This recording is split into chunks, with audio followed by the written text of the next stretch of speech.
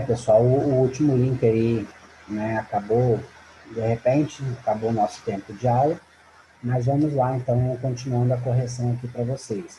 Na página 272, a letra C, que a gente estava falando, quando acabou o outro link, né, acabou o tempo, doenças, não transmi doença transmissível, né, que pode ser evitada ao lavar as mãos, né, lavar os alimentos. A gente pode citar aí esquistossomose, a febre tifoide, a amebíase, cólera, né, e um monte de doenças que pode ser aí, né, pega por uma mão suja, um alimento contaminado, né, e tem aí uma imensidão de doenças transmissíveis, né. Na número 4, na página 273, né, tá assim, uma caneca com água a 50 graus Celsius, determine essa temperatura nas escalas Kelvin, né, a letra A está nas escalas Kelvin, na escala Kelvin, né, a água a 50 graus Celsius, passando para a escala Kelvin, vai dar 323,15 Kelvin. Fahrenheit, passando nos 50 graus Celsius para Fahrenheit, né, vai dar 122 graus Fahrenheit.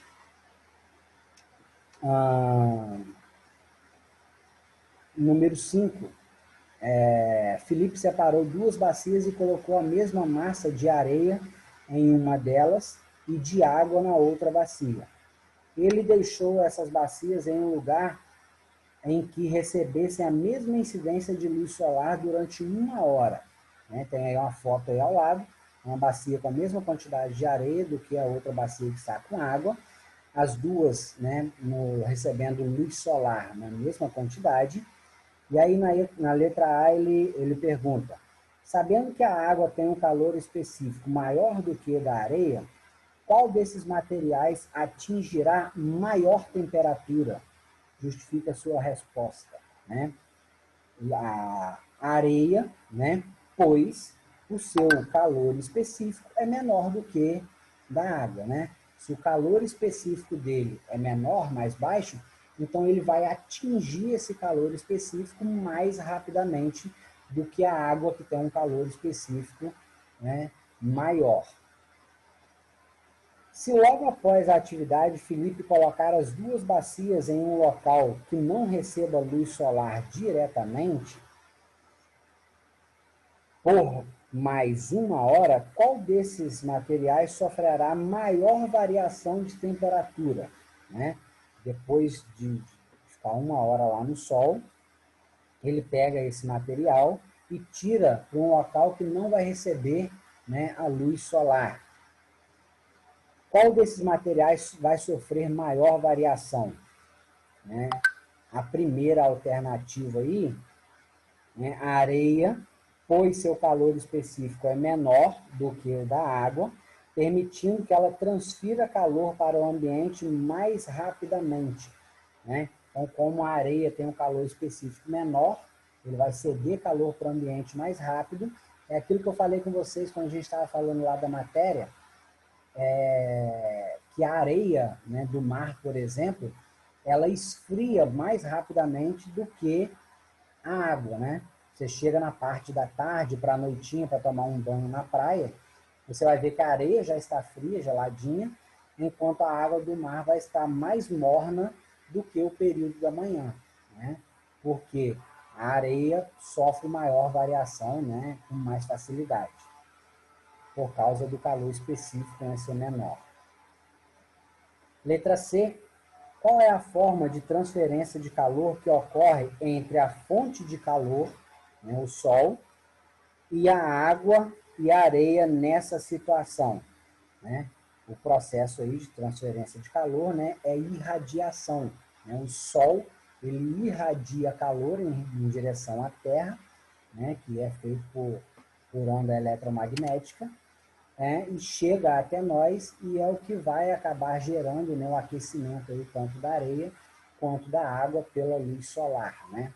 O processo, então, é irradiação. A número 6, na página 274, né, observe a fotografia ao lado, né, tem duas pessoas aí caminhando, né, bem agasalhados, supostamente no frio, né? E aí a letra A, ele pergunta assim: explique com suas palavras que trocas de calor ocorrem em nosso corpo quando sentimos frio, né? Que troca gasosa vai ocorrer, né, no nosso corpo, trocas de calor, né, quando nós sentimos frio, né? Tem duas pessoas aí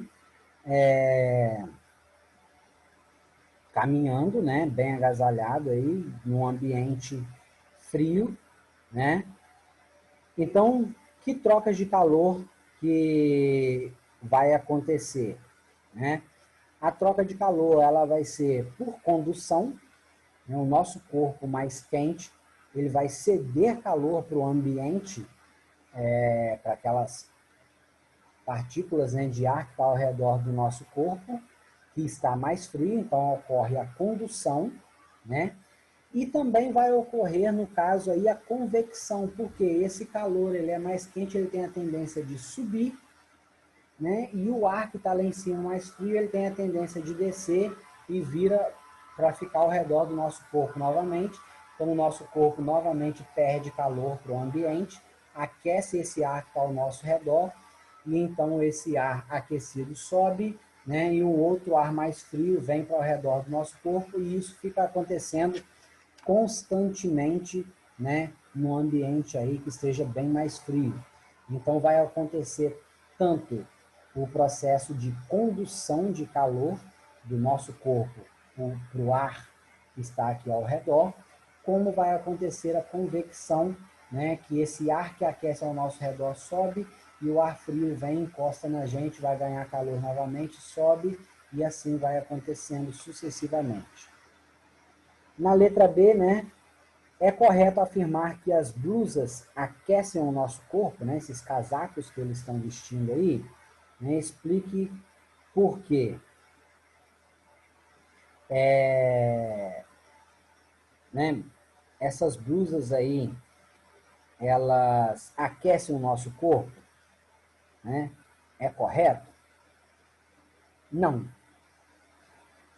Esses casacos, né, essas blusas, sobretudos, elas não aquecem nosso corpo. Por que elas não aquecem o nosso corpo? Porque elas não geram calor. Esses casacos, né, igual tá na foto aí, uma mulher de vermelho, né, o cara aí de casaco escuro, esses casacos não geram calor. Então eles não aquecem o nosso corpo. O que acontece, né, que a gente fica mais aquecido utilizando esses casacos, é que o nosso corpo ele perde menos calor para o ambiente, porque esses casacos aí fazem um processo, né, de isolante térmico. Então, o nosso corpo ele perde um pouco de calor ali dentro daquele casaco, e esse calor fica retido ali dentro, então mantém a temperatura corporal e você acaba perdendo menos calor para o ambiente se você tiver, por exemplo, com a camisa manga curta dessa.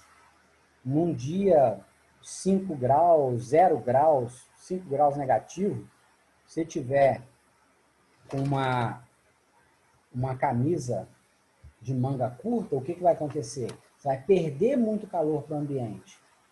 Então, se você coloca um casaco, né, grosso, o calor ele vai ficar retido ali dentro do casaco, o calor que você perde, então vai evitar que você perca muito calor do seu corpo para o ambiente, certo? Então, é correto afirmar que as blusas aquecem o nosso corpo? Não. Elas simplesmente evitam a perda de calor excessiva do nosso corpo. Número 7 e último, né? Leia o trecho da reportagem aí, né? Mão não é termômetro, né? Fala aí, que tal fazer um teste? No banheiro de sua casa, encoste a mão ou o pé no chão ou na parede do azulejo e depois em uma toalha ou tapete, né? O azulejo está mais frio. E a letra A aí, né, ele fala como você responderia a questão feita né, no texto acima, né? A pergunta é, o azulejo está mais frio? Né? Como que a gente pode responder isso aí?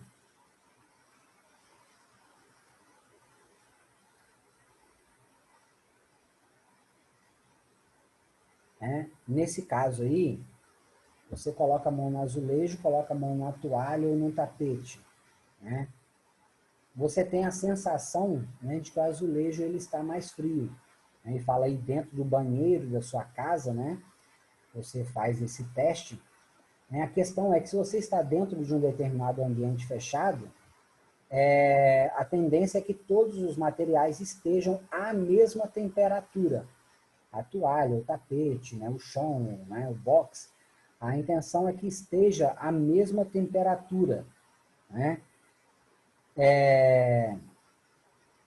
Só que, né, a gente tem essa sensação, né, essa sensação térmica por causa do nosso corpo, né, a temperatura do nosso corpo.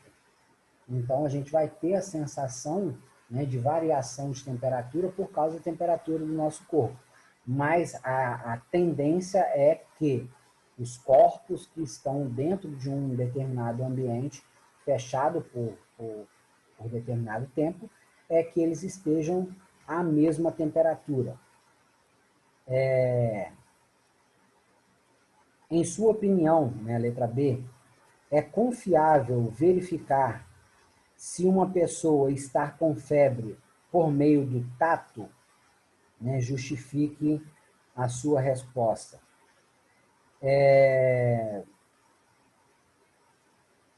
Aquele fato, né, de você colocar a mão, né, no rosto da pessoa, no pescoço e tal, para ver se está com febre. É seguro? Né? É claro, né, o autor até que fala que é uma resposta pessoal, né? Por isso pergunta, né, seria confiável? É uma resposta pessoal, mas é claro, né, que não é algo confiável, porque a nossa mão, como diz o texto lá, mão não é termômetro. Da mesma forma que você pode ser enganado ao colocar a mão no azulejo do banheiro, ou na toalha do banheiro, ou no tapete do banheiro, né, e ter uma sensação diferente, da mesma forma, ao sentir a temperatura corporal, não é confiável você confiar nas mãos. Por mais que algumas pessoas tenham boa experiência, né, dessa questão do tato, tem pessoas que têm um bom tato, né, essa sensação de calor, de temperatura, mas não é totalmente confiável. Né? Se você não tiver um termômetro, pode ser um indicador, tá? Mas não é totalmente confiável, né? Porque você pode se confundir de acordo até com a sua temperatura corporal. Como eu falei para vocês, a minha pele, por exemplo, é muito quente. Uma pessoa que já tem um pouco de pressão baixa, por exemplo, né? Se eu tocar numa pessoa e uma pessoa que já tem uma pele mais fria, uma pressão mais baixa, tocar nessa mesma pessoa, a sensação que nós vamos ter é diferente. A sensação que eu vou ter da temperatura da pele é uma, né? E a pessoa que tem a pele mais fria tocar também vai ter uma sensação, né, totalmente diferente da minha. Então, não é confiável, por isso o texto aí, né, mão não é termômetro. Certo? A gente chegou aí ao final, então, da correção na página 274, tá? Qualquer dúvida, pode me chamar lá no Zap, me perguntar, que eu estou à disposição, tá? De todos aí, e de todos que estão, que, né, no caso, vai assistir essa gravação aí posteriormente, ok? Grande abraço. Tenham bastante cuidado aí com a verificação de aprendizagem, tá? Façam com bastante atenção, com bastante cuidado. Confiram se vocês fizeram todas as questões mesmo, tá? As minhas, por exemplo, são 5 questões, cada disciplina tem uma quantidade de questão específica, então façam com cuidado, confira se vocês responderam todas, tá? Para não deixar a questão em branco, que tem acontecido isso aí, tá ok?